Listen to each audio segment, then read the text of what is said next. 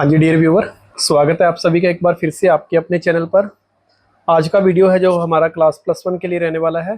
Subject रहेगा economics और इस चैप्टर के हम ऑलरेडी 2 वीडियोस के जो पार्ट्स है वो देख चुके हैं।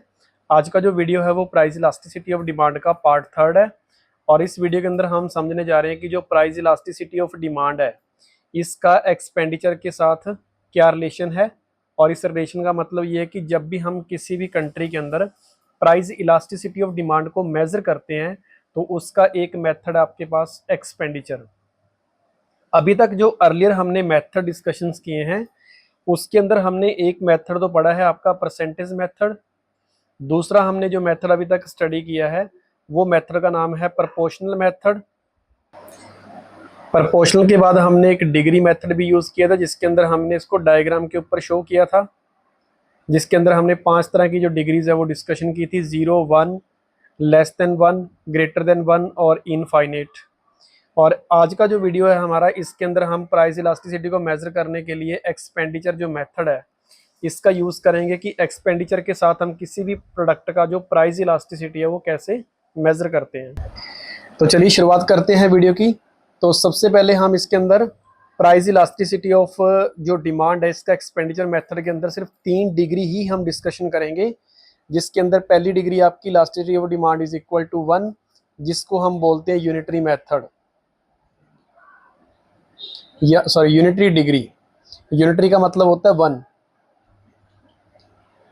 और इस केस के अंदर क्या आता है कि जब भी किसी कंट्री के अंदर किसी प्रोडक्ट का प्राइस इंक्रीज हो रहा है चाहे वो डिक्रीज हो रहा है तो इससे आपका जो टोटल एक्सपेंडिचर है यानी कि टोटल जो खर्चा है वो हमेशा कांस्टेंट रहेगा आपके टोटल एक्सपेंडिचर में। जब किसी प्रकार का कोई चेंज ना आए किसकी वजह से, प्राइस के इंक्रीज होने से या डिक्रीज होने से, तो इसको बोलते हैं हम unitary degree of price elasticity through the expenditure method.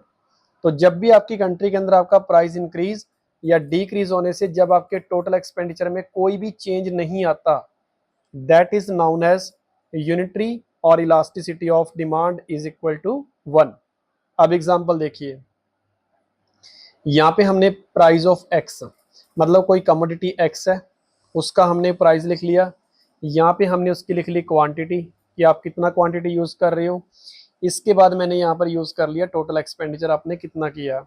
Example के तौर पर अगर मान लो किसी कंट्री के अंदर किसी प्रोडक्ट का प्राइस 2 रुपीज है तो आप उसकी 6 क्वांटिटी यूज कर रहे हो तो आपका टोटल खर्चा हो गया 12 रुपीज। एक पीस 2 रुपए का हो गया, 6 पीस आपके 12 रुपए के हो गए।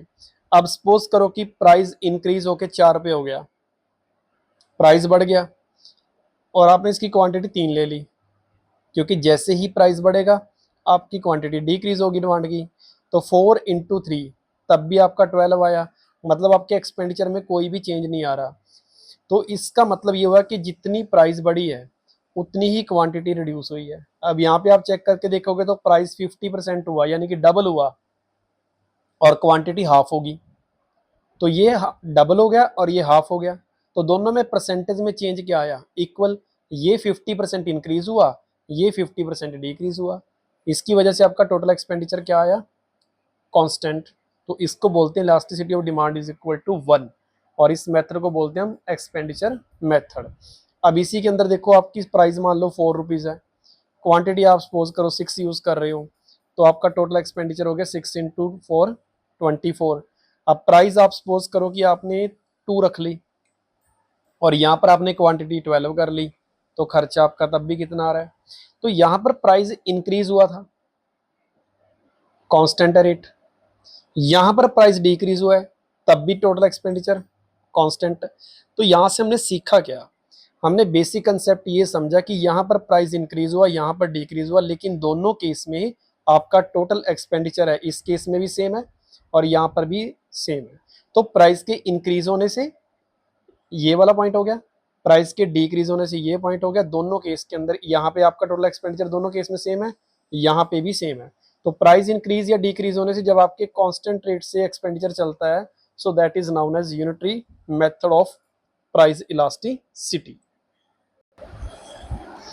इसके बाद डिग्री नंबर 2 जिसको हम बोलते हैं elasticity of demand is greater than 1। तो यहाँ पे हमारे पास आ गया ग्रेटर देन 1। अब ग्रेटर देन 1 का देखो मीनिंग क्या होता है। जब भी प्राइस फॉल होता है, मतलब प्राइस कम होता है, अगर प्राइस के कम होने से आपका टोटल एक्सपेंडिचर इंक्रीज होगा। ध्यान से सुनिए, जब प्राइस कम होने से टोटल एक्सपेंडिचर इंक्रीज होता है तो उस समय आपकी डिग्री ग्रेटर देन 1 होती है। अगर प्राइस इंक्रीज होता है और उसके साथ आपका टोटल एक्सपेंडिचर डिक्रीज होता है तो इसको बोलते हैं हम ग्रेटर देन 1। प्राइस के बढ़ने से अगर खर्चा कम हो तो ग्रेटर देन 1, प्राइस के कम होने से टोटल का एक्सपेंडिचर ज्यादा हो तब भी ग्रेटर देन 1। एग्जांपल देखिए, यहां पे price of x, quantity of x, price 2, quantity 4, total expenditure 8। अब प्राइस सपोज करो कि आपका 1 हो गया, अब प्राइस कम हो गया, ये केस आपका फर्स्ट। प्राइस के कम होने से अगर टोटल एक्सपेंडिचर बढ़ जाए, प्राइस के कम होने से टोटल एक्सपेंडिचर बढ़ जाए, जैसे सपोज करो कि यहाँ पे 8 है, 8 की जगह पे सपोज करो कि ये 10 हो गया तो क्वांटिटी 10 होगी। 1 इंटू 10 इज इक्वल टू 10।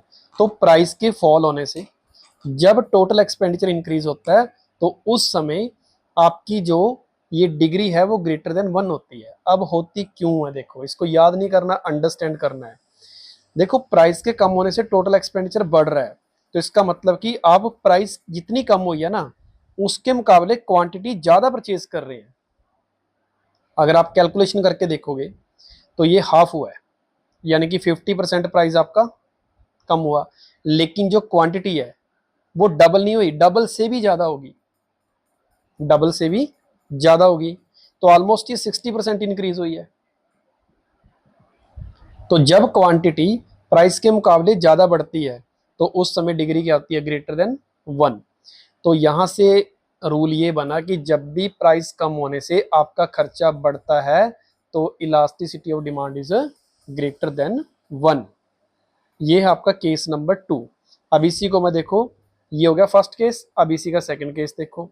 अब प्राइस 1 फिर आगे 2, अब मैंने यहाँ पे प्राइस इंक्रीज कर दिया। अब प्राइस इंक्रीज करने से अगर एक्सपेंडिचर कम होता है तो भी डिग्री ग्रेटर देन 1 है। अब जैसे यहाँ पे सपोज करो कि हमने क्वांटिटी रख ली 10, प्राइस 1 है, क्वांटिटी 10 है। अब यहाँ पे क्वांटिटी मैंने रख ली 4, तो मेरा खर्चा कितना हुआ 8। अब यहाँ पर प्राइस बढ़ने के साथ आपकी क्वांटिटी डिक्रीज हो रही है तो ये भी ग्रेटर देन 1 है। तो ये पॉइंट क्लियर हो गया। ये है आपका केस नंबर 2। इसके बाद आपके पास आ गया केस नंबर 3, जब आपकी इलास्टिसिटी ऑफ डिमांड है लेस देन 1 हो। तो हम इसको लिखेंगे यहाँ पर लेस देन, यूनिटरी लिख सकते हो आप या लेस देन 1 लिख लो, एक ही बात है। अब इस केस में क्या होता है कि जैसे ही आपका प्राइस फॉल करता है, प्राइस फॉल करता है, अगर प्राइस के कम होने से आपका खर्चा भी कम हो जाए तो उसको लेस देन 1 बोलते हैं। प्राइस के कम होने से अगर टोटल खर्चा कम हो और प्राइस के बढ़ने से अगर टोटल खर्चा बढ़ जाए तो भी लेस देन 1 होता है। तो मैं आपको अब एक ट्रिक बताता हूँ इसको याद करने की। जब भी ग्रेटर देन 1 होगा, ग्रेटर देन 1 होगा तो उस समय प्राइस और टोटल एक्सपेंडिचर में इनवर्स रिलेशन होगा। मतलब कि प्राइस के बढ़ने से टोटल खर्चा कम होता है और प्राइस के कम होने से टोटल खर्चा बढ़ता है। ये होती है डिग्री इज ग्रेटर देन 1। और लेस देन 1 कब होती है, जब प्राइस के कम होने से आपका खर्चा भी कम होता है और प्राइस के बढ़ने से आपका खर्चा भी बढ़ता है, तो इसको बोलते हैं लेस देन 1। उम्मीद करता हूं कि आपको ये तीनों केस क्लियर होगी। अगर आपकी इलास्टिसिटी ऑफ डिमांड 1 के इक्वल है तो आपका प्राइस बढ़ने से टोटल एक्सपेंडिचर सेम, प्राइस के कम होने से टोटल एक्सपेंडिचर सेम। तो ग्रेटर देन 1 में याद रखोगे इनवर्स रिलेशन है between the price and total expenditure. Less than 1 में क्या होता है कि पॉजिटिव रिलेशन है। पॉजिटिव मतलब कि दोनों वेरिएबल सेम डायरेक्शन में मूव करेंगे। प्राइस कम होने से खर्चा कम होगा, प्राइस के बढ़ने से खर्चा बढ़ेगा, that is less than 1। Greater than 1 price बढ़ेगा, एक्सपेंडिचर कम होगा, प्राइस कम होगा, एक्सपेंडिचर ज़्यादा होगा। सो ये 3 डिग्री हैं हमारे पास जब भी हम इलास्टिसिटी ऑफ डिमांड को इस मेथड के साथ मेजर करेंगे। अब इसी को मैं आपको एक डायग्राम के जरिए एक्सप्लेन करने की कोशिश करूंगा कि इन्हीं डिग्री को हम एक्सपेंडिचर मेथड में कैसे डायग्रामेटिकली सॉल्व करते हैं। अब चलते हैं डायग्राम की तरफ। अभी तक देखो आपने जो चीज़ सीखी है कि जब भी elasticity of demand greater than 1 होती है तो इसमें प्राइस बढ़ने से आपका खर्चा कम होता है, और लेस देन 1 कब होती है, जब प्राइस के बढ़ने से आपका टोटल खर्चा बढ़ता है। तो ये 2 बात अगर आपको समझ में आई हैं तो ये डायग्राम आपको बहुत इजीली समझ आएगा कि इस डायग्राम में क्या बताया गया। देखो यहाँ पर हम मानते हैं कि किसी प्रोडक्ट का जो ये लाइन है ना, जो ये ऐसे आपको मूव करके जा रही है, ये इस तरीके से, ये लाइन है आपकी टोटल एक्सपेंडिचर। इस लाइन का नाम क्या है, जो ई से स्टार्ट हुई है और ये घूमकर इधर टी तक गई है। तो जो ये ई से लेके टी तक लाइन है, इस लाइन का नाम है टोटल एक्सपेंडिचर लाइन। ये आपका टोटल खर्चा है। अब देखिए इस पॉइंट बी पे और इस पॉइंट सी पे, इस पॉइंट पे आपका खर्चा कांस्टेंट है, ना इंक्रीज हुआ ना डिक्रीज हुआ। अब जैसे एग्जांपल के तौर पर प्राइस ओ से लेके एम तक था, ओ से लेके एम तक था। जब प्राइस आपका ओ से लेके एम तक था तो आपका टोटल एक्सपेंडिचर कितना था, देखिए ओ से लेके एम तक ये प्राइस हो गया और एम से लेके ये सी तक ये हो गया आपका टोटल एक्सपेंडिचर। अब जब प्राइस ओ से लेके एन तक है तब आपका खर्चा कितना है, एन से लेके बी तक। और आप ये चीज देखोगे कि यहाँ पर प्राइस बढ़ा लेकिन खर्चा दोनों में इक्वल क्यों है। देखो जितनी लेंथ आपकी एम सी की है सेम उतनी ही लेंथ एन बी की है। तो आप ये लिख सकते हो कि चाहे प्राइस आपका ओ एम हो चाहे ओ एन हो, ये दोनों चीज आपस में क्या है, इक्वल है। तो प्राइस इंक्रीज होने से एक्सपेंडिचर क्या आपका कांस्टेंट है। तो इस पॉइंट के ऊपर हम कह सकते हैं कि elasticity of demand is equal to 1, और इस पॉइंट पे भी क्या कह सकते हैं कि elasticity of demand is equal to 1। तो यहाँ पर आप कोई भी प्राइस ले लीजिए, प्राइस इंक्रीज हो डिक्रीज हो, इस लाइन के ऊपर आपका खर्चा क्या है, कांस्टेंट है। तो आप ये बी से लेके सी तक हर पॉइंट के ऊपर ये कह सकते हो कि इलास्टिसिटी ऑफ डिमांड है जो वो इक्वल टू 1 है। उम्मीद करता हूँ कि आपको ये पॉइंट क्लियर होगा, क्योंकि जो ये वाली लाइन है बेटा आपकी ये प्राइस वाली लाइन है। तो प्राइस ओ से एम है तब भी खर्चा इतना ही है, ओ से एन है तब भी खर्चा इतना है, क्योंकि ये लेंथ एग्जैक्टली इसके इक्वल है। तो इसके बीच में कोई भी आप प्राइस रख लो, हर प्राइस के ऊपर जो आपका खर्चा है वो क्या है, कांस्टेंट है, सेम। तो ओ एम और ओ एन के बीच में जितनी भी प्राइस हैं उन सब के ऊपर आपका जो एक्सपेंडिचर है वो कांस्टेंट है। तो इसका मतलब बी पॉइंट से लेके सी पॉइंट तक कोई भी आप एक्सपेंडिचर ले लो, हर पॉइंट के ऊपर आपको इलास्टिसिटी क्या मिलेगी, इक्वल टू 1 मिलेगी। Point clear. तो फर्स्ट केस के अंदर हमने ये पॉइंट बी से लेकर जो सी तक है ये आपका elasticity of demand is equal to 1 है। अब दूसरा केस देखो, मैंने आपको बताया था कि जब भी प्राइस बढ़ता है, अगर प्राइस के बढ़ने से आपका टोटल एक्सपेंडिचर बढ़े, प्राइस के बढ़ने से टोटल एक्सपेंडिचर बढ़े, तो इसको हम बोलते हैं कि elasticity of demand is less than 1।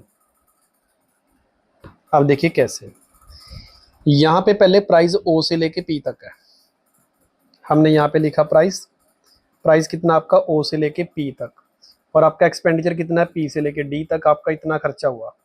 जब प्राइस इतनी है तो आप इतना खर्च कर रहे हो, तो प्राइस किसके इक्वल है, ओपी के इक्वल, और आपका टोटल एक्सपेंडिचर ईडी के इक्वल है। अब मैंने क्या किया, इस प्राइस को ओपी से बढ़ाकर ओ एम तक कर दिया। यहाँ पे आपका प्राइस बढ़ा, प्राइस बढ़ते सारी देखिए जो खर्चा पहले पीडी तक था, पी पॉइंट तक, अब खर्च जैसे मैंने प्राइस एम तक लिया तो आपका एक्सपेंडिचर भी इंक्रीज हो गया। पॉइंट समझ आया। प्राइस के बढ़ने से एम तक जाने तक, पी से एम तक गया, इतना प्राइस बढ़ा, इतना प्राइस बढ़ते सारी आपका खर्चा भी बढ़ गया। तो जब प्राइस के बढ़ने से आपका खर्चा बढ़ता है तो उसको बोलते हैं लेस देन 1। इट मींस कि यहाँ पर जो प्राइस था वो ओपी था, खर्चा पीडी था, प्राइस ओ से एम तक गया तो आपका एक्सपेंडिचर पीडी से इंक्रीज होकर एमसी तक चला गया।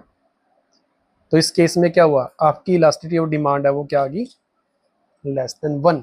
मतलब डी से लेके आप ई पॉइंट के बीच में कहीं भी कोई भी पॉइंट पे आप ऐसे प्राइस बढ़ाते जाओगे ना, जैसे मैंने पी से बढ़ा के प्राइस इतना रख लिया, जैसे मैंने थोड़ा सा प्राइस बढ़ाया तो आपका एक्सपेंडिचर इंक्रीज हो गया, थोड़ा प्राइस और बढ़ा दिया, जैसे मैंने ये प्राइस बढ़ाया तो आपका एक्सपेंडिचर इतना इंक्रीज हो गया। अब मैंने प्राइस थोड़ा सा और बढ़ा दिया तो प्राइस इतना इंक्रीज हो गया टोटल एक्सपेंडिचर।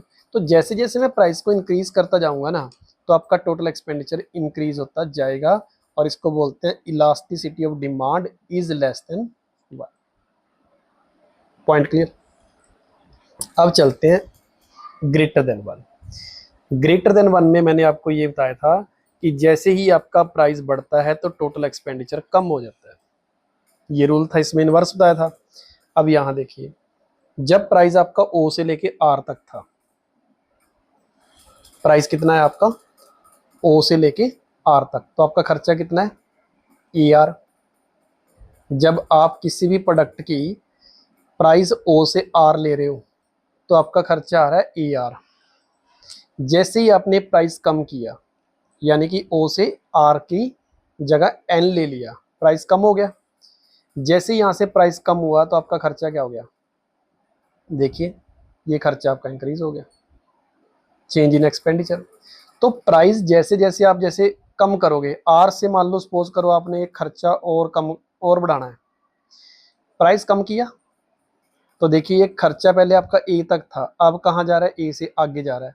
इसका मतलब कि जैसे ही प्राइस कम होगा तो आपका टोटल एक्सपेंडिचर इंक्रीज होगा। अब खर्चा और बढ़ाना है तो आप प्राइस और कम कर दें।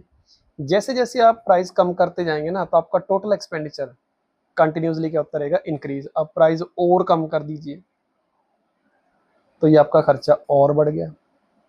जैसे जैसे प्राइस डिक्रीज हो रहा है आपका टोटल एक्सपेंडिचर इंक्रीज हो रहा है। तो उम्मीद करता हूँ कि ये डायग्राम थोड़ा देखने में डिफिकल्ट लग रहा है, लेकिन अगर आप कंसेप्ट समझोगे ना तो ये बहुत ही ईजी है। रूल क्या बताया, प्राइस के इंक्रीज या डिक्रीज होने से अगर टोटल एक्सपेंडिचर चेंज नहीं होता तो उसको बोलते हैं इक्वल टू 1। जैसे ये केस हो गया बी से सी, ये आपका हो गया इक्वल टू 1। अब उसके बाद जैसे जैसे आपका प्राइस डिक्रीज होगा तो टोटल एक्सपेंडिचर इंक्रीज होगा। अगर प्राइस इंक्रीज हो रहा है तो टोटल एक्सपेंडिचर भी इंक्रीज हो रहा है, इसको बोलते हैं लेस देन 1। जैसे जैसे प्राइस डाउन आएगा एक्सपेंडिचर इंक्रीज होगा, इसको बोलते हैं ग्रेटर देन 1। तो ये थे आपके 3 केस, इसको बोलते हैं हम एक्सपेंडिचर मेथड।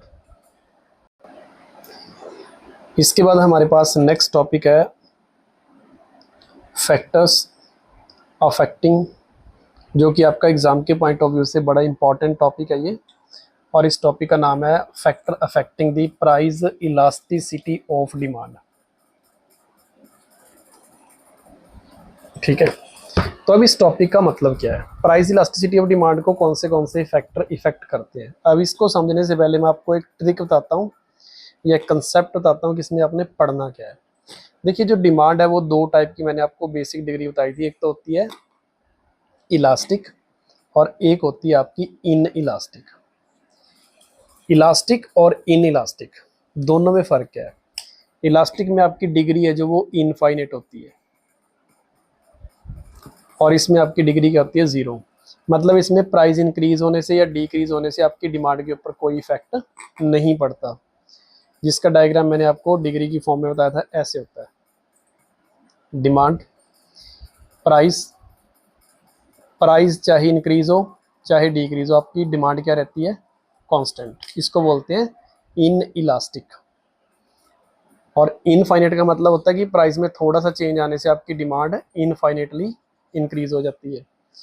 अब इस टॉपिक में यही समझना है कि किस केस के अंदर आपकी जो डिमांड है वो इलास्टिक होती है और किस केस में आपकी डिमांड इन इलास्टिक होती है, उसके पीछे कौन से फैक्टर्स हैं जो वो काम करते हैं। तो सबसे पहला फैक्टर आपका नेचर ऑफ द गुड।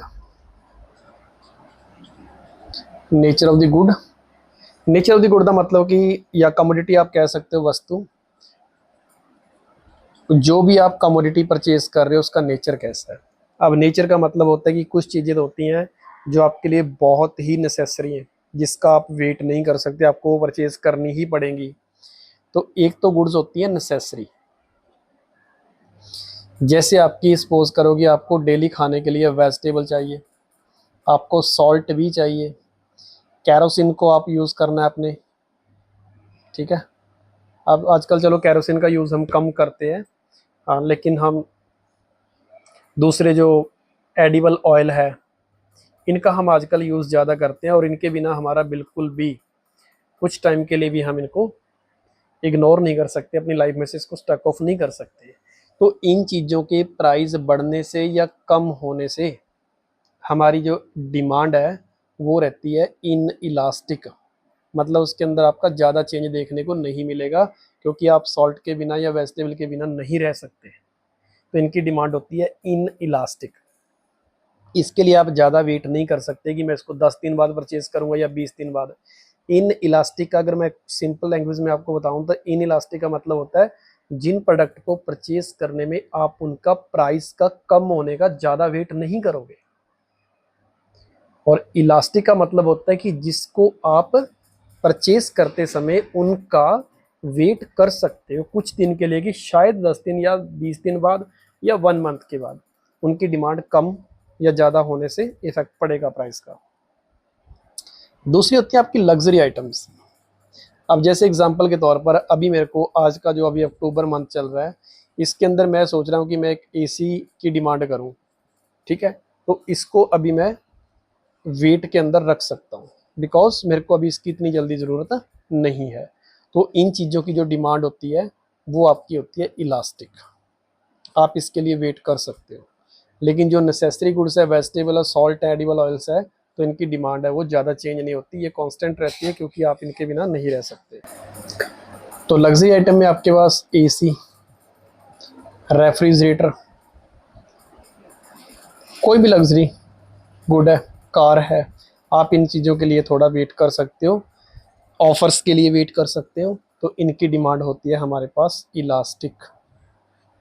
अब जैसे जीएसटी के अंदर चेंज आया तो इलेक्ट्रॉनिक जो प्रोडक्ट्स है वो सस्ते हो गए, तो इनकी डिमांड एकदम से अब इंक्रीज हो जाएगी। तो ये है आपका पहला point, nature of good. Second, availability of substitute. जैसे कि आपने पढ़ा होगा कि सब्सटीट्यूट का मतलब होता है कि जब हम एक चीज़ की डिमांड को पूरा करने के लिए उसका कोई अल्टरनेटिव भी देख सकते हैं। जैसे आपने सपोज करो कि आप कोल्ड ड्रिंक में पीना चाहते हो मरिंडा, आपके पास अवेलेबल नहीं है, तो आप इसका सब्सटीट्यूट क्या देख सकते हो, फैंटा, क्योंकि दोनों में ऑलमोस्ट टेस्ट है जो वो ऑरेंज फ्लेवर है। आप जैसे कोक पीना चाहते हो तो आप उसकी जगह पे अल्टरनेटिव क्या यूज़ कर सकते हो, पेप्सी यूज़ कर सकते हो। So these are the substitute goods. अब देखो, जो सब्सटीट्यूट गुड्स है तो इसके अंदर जिन चीज़ों का तो सब्सटीट्यूट बहुत ज़्यादा क्लोज है, बहुत क्लोज सब्सटीट्यूट है। अब मैं आपको एग्जांपल देता हूँ क्लोज सब्सटीट्यूट का एग्जांपल क्या है। अब जैसे क्लोज सब्सटीट्यूट के अंदर हमारे पास आता है सबसे पहले टी एंड कॉफ़ी, ये एक दूसरे के बहुत ही क्लोज सब्सटीट्यूट है। तो जैसे ही आपका टी का प्राइस थोड़ा सा भी अप होगा ना, एकदम से जो आपके कॉफ़ी के कस्टमर की डिमांड ज़्यादा हो जाती है, इसके कस्टमर बहुत जल्दी मूव कर जाते हैं कॉफ़ी की तरफ। अब जैसे सपोज करो कि प्राइस ऑफ टी है हमारे पास 10 रुपये, यहाँ पर क्वांटिटीज़ की सेल हो रही है डेली 100 कप, और यहाँ पर जो आपकी कॉफ़ी का प्राइस है वो सपोज करो कि 12 रुपीज़ है, और क्वांटिटीज़ की 50 यूनिट या 50 कप डेली हो रहे हैं। जैसे ही ये प्राइस ना सपोज करो इसने 13 कर दिया, तो कस्टमर ये सोचेगा कि 13 रुपीज़ के अंदर चाय पीने से बेटर क्या है कि कॉफ़ी पी लो, क्योंकि वो 12 रुपये में मिल रही है। तो जैसे इसने प्राइस चेंज किया तो इसकी जो क्वांटिटी डिमांड है वो एकदम से इसके कस्टमर यहाँ शिफ्ट हो जाएंगे, और ये सपोज करो कि 120 तक भी जा सकता है। तो इनको बोलते हैं क्लोज सब्सटीट्यूट।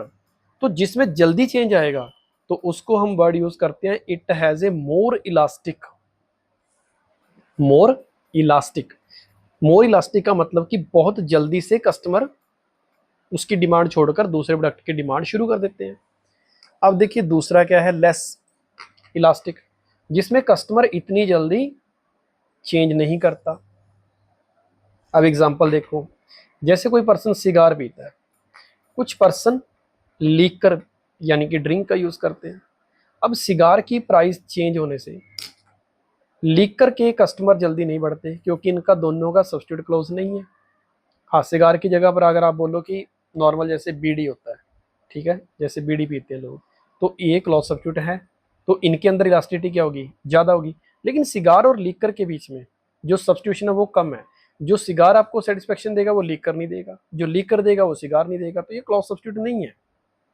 जबकि आप देखोगे टी और कॉफ़ी ऑलमोस्ट आपको, ऑलमोस्ट का मतलब नज़दीकी नज़दीकी इक्वल सेटिस्फेक्शन ही देते हैं, लेकिन ये दोनों इक्वल नहीं देते, तो ये लेस सब्स्टिट्यूट है। और कोई चीज़ जब लेस सब्स्टिट्यूट होती है, क्लोज नहीं होती, तो उसकी इलास्टिसिटी कम होती है। यानी कि कम होने का मतलब है कि इसके कस्टमर इतनी जल्दी यहाँ शिफ्ट नहीं होंगे जब सिगार के प्राइस के अंदर चेंज आएगा। लेकिन जब लीकर के प्राइस के अंदर भी अप डाउन होगा तो इसके कस्टमर पे ज़्यादा इफेक्ट नहीं पड़ेगा, इसलिए इनकी डिमांड क्या होती है, लेस इलास्टिक। तो ये टॉपिक आपका अवेलेबिलिटी ऑफ अ सब्स्टिट्यूट। तो यहाँ से मैंने आपको बताया कि जो सब्स्टिट्यूट क्लोज हैं तो उनकी डिमांड क्या होती है, मोर इलास्टिक, एकदम से चेंज आता है। और जिनके क्लोज नहीं है तो उनकी इलास्टिसिटी भी क्या होती है, कम होती है। तो ये थे इसका सेकंड पॉइंट। इसके बाद थर्ड पॉइंट आता है आपका मल्टीपल यूज। मल्टीपल यूज का मतलब होता है कि जब आप किसी एक ही प्रोडक्ट को डिफरेंट पर्पस के लिए यूज कर रहे हो। जैसे एग्जांपल के तौर पर हमारे पास मिल्क है, इसके मल्टीपल यूज हैं। इसका हम यूज चीज़ के लिए भी कर सकते हैं, इसका हम यूज़ टी के लिए भी कर सकते हैं, इसका यूज़ हम कॉफ़ी के लिए भी कर सकते हैं, इसका यूज़ है हम जो नॉर्मली पीने के लिए भी कर सकते हैं। अलग अलग पर्पस है। लस्सी बनाने के लिए आप इसका यूज़ कर सकते हो, अलग अलग यूज़ है। कर्ड के लिए आप इसका यूज़ कर सकते हो। तो जब देखिए कि मिल्क का प्राइस जैसे ही बढ़ेगा तो आप क्या करोगे, इन सब को स्किप नहीं कर सकते। आप क्या करोगे, इनमें से जो इम्पोर्टेंट हैं आपके लिए उनके लिए तो आप इसका इस्तेमाल करोगे। जो लगता है कि ये हमारे लिए इतना इम्पोर्टेंट नहीं है, हम जैसे चीज़ के बिना चलो रह सकते हैं, हम कर्ड के बिना भी रह सकते हैं, कॉफ़ी के बिना भी रह सकते हैं, लेकिन ये दो चीज़ तो ज़रूरी है। तो जब किसी चीज़ का मल्टीपल यूज़ हो तो उसकी डिमांड होती है इलास्टिक। और इलास्टिक के केस में हम कुछ इम्पॉर्टेंट जो हमारे यूजन को रख लेते हैं, और जो चीज़ लगता है कि इसके बिना हम रह सकते हैं तो उनको हम इग्नोर कर देते हैं। तो जिस भी प्रोडक्ट का मल्टीपल यूज़ होगा उसकी डिमांड क्या होती है, इलास्टिक होती है। आपकी डिमांड में ज़्यादा चेंज नहीं आएगा, आपको कुछ फ्यूज आइटम्स के लिए आप उसका यूज़ करना बंद कर सकते हो। तो ये था पॉइंट नंबर 3, मल्टीपल यूजेस। अब उसके बाद आता है next point, postponed. Postponed of use. Postponed of use का मतलब होता है कि जिस चीज़ के लिए आप वेट कर सकते हो। जैसे मैंने अभी थोड़ी देर पहले बताया था कि जैसे एसी है, आप इसको विंटर में परचेज करने के लिए वेट कर सकते हो, क्योंकि आपको पता है कि विंटर के अंदर इसकी इतनी ज़रूरत नहीं है। तो जो चीज़ आप पोस्टपोन कर सकते हो 6 मंथ के लिए, 4 मंथ के लिए, 2 मंथ के लिए या 1 मंथ के लिए। अब जैसे मेरे को पता है कि अभी थोड़े टाइम में दिवाली आने वाली है तो उस पर कोई ना कोई ऑफर आएगा, तो मैं आज जो मेरी 13 अक्टूबर की डिमांड है उसको मैं 20 तक पोस्टपोन कर सकता हूँ। तो जिन चीज़ों की हम डिमांड को पोस्टपोन कर सकते हैं उनकी डिमांड होती है आपकी इलास्टिक।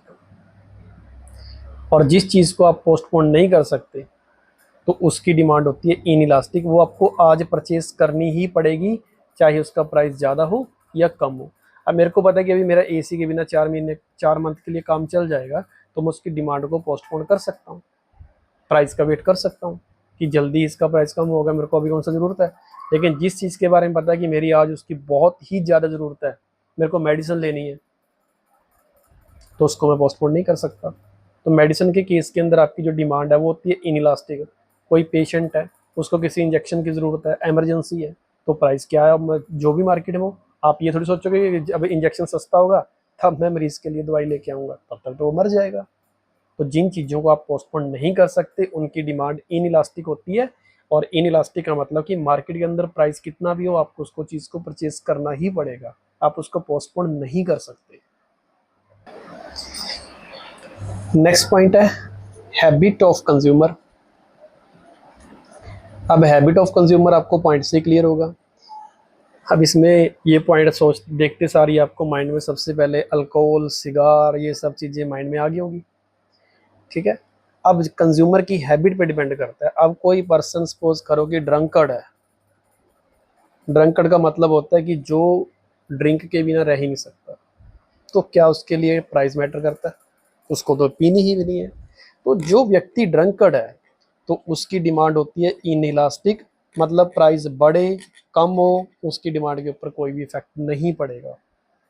तो ये उसकी हैबिट के ऊपर डिपेंड करता है। अब कुछ पर्सन सिगार के हैबिचुअल हैं, ठीक है, अगर उसको सिगार की हैबिट बहुत ज़्यादा स्मोकिंग की तो उसके लिए चाहिए उसका रेट बॉक्स का 120 हो, 150 हो, 200 हो, मैटर ही नहीं करता। लेकिन अगर कोई व्यक्ति किसी चीज़ का कम हैबिचुअल है, मुझे लगता है कि मैं इसको सपोज करो कि कोई व्यक्ति फास्ट फूड खाता है लेकिन वो इतना हैबिचुअल नहीं है, वीक में सपोज करो कि 1 डे खाता है, वीक में 1 दिन खाता है, 15 डेज में 1 दिन खाता है, तो इसका मतलब वो ज़्यादा हैबिचुअल नहीं है, तो वो वेट कर सकता है। तो उसकी डिमांड क्या होगी? इलास्टिक होगी। अगर वो वेट नहीं कर सकता डेली खाने का, उसके लिए पिज़्ज़ा डेली खाना, उसको लगता है कि मेरी हैबिट है मैं इसके बिना नहीं रह सकता, तो फिर वो इन इलास्टिक होगी। तो इन इलास्टिक के केस में प्राइस मैटर ही नहीं करता, कम हो ज़्यादा हो उसकी डिमांड के ऊपर कोई इफेक्ट नहीं पड़ने वाला। उसको डेली खाना है तो खाना ही है, उसको अगर ड्रिंक करनी है तो करनी ही है। लेकिन जिन चीज़ों के लिए हम कम हैबिचुअल हैं तो उसकी डिमांड बहुत ही इलास्टिक होती है, आप उसके लिए वेट कर सकते हो। आपको लगता है कि फ्राइडे ऑफर आएगा उस दिन खा लेंगे, क्योंकि देखो हम पिज़्ज़ा वगैरह जो भी खाते हैं तो इनके ऊपर ऑफर भी होते हैं, तो हम उसी का वेट भी कर सकते हैं। लेकिन अगर जिसको डेली ही खाना है तो वो उसका वेट नहीं करेगा। तो ये कंज्यूमर की हैबिट्स के ऊपर भी डिपेंड करता है। फिर उसके बाद आता है एक पॉइंट आपका प्राइस लेवल। अब जैसे ही मार्केट के अंदर देखो प्राइस हमेशा सेम नहीं रहता, प्राइस कम हो सकता है, कई बार ज़्यादा भी हो सकता है। तो जैसे ही मार्केट के अंदर किसी भी प्रोडक्ट का प्राइस सपोज करो कि हाई है तो आप उसकी वेट करोगे कि कब कम होगा। तो इस केस में आप इसकी डिमांड क्या होती है? इलास्टिक, वेट करोगे।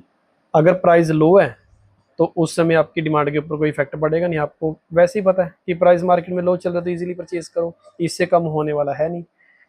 तो ये सारे कुछ पॉइंट्स हैं। इसके अलावा बुक में टाइम पीरियड वगैरह दे रखा है, तो वो बहुत ही ईजी पॉइंट्स है। तो इस तरीके से हम इस चैप्टर को आज क्लोजिंग करने जा रहे हैं। और ये आपका लास्ट चैप्टर का टॉपिक था, प्राइस इलास्टिसिटी डिमांड को कौन से फैक्टर्स हैं जो वो इफेक्ट करते हैं। जल्दी ही आपके साथ नेक्स्ट कोई नया चैप्टर लेके जल्दी मिलेंगे।